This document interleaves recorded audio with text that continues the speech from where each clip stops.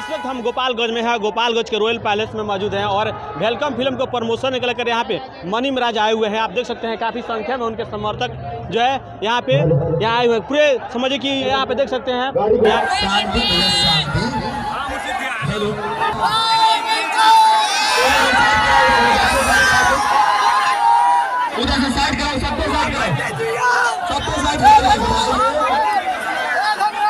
अरे हम भी गाय वाले बात करें शांति बनाए रखें, शांत हो रहे भैया, एकदम शांत हो रहे भाई, लगी मेरे भाई।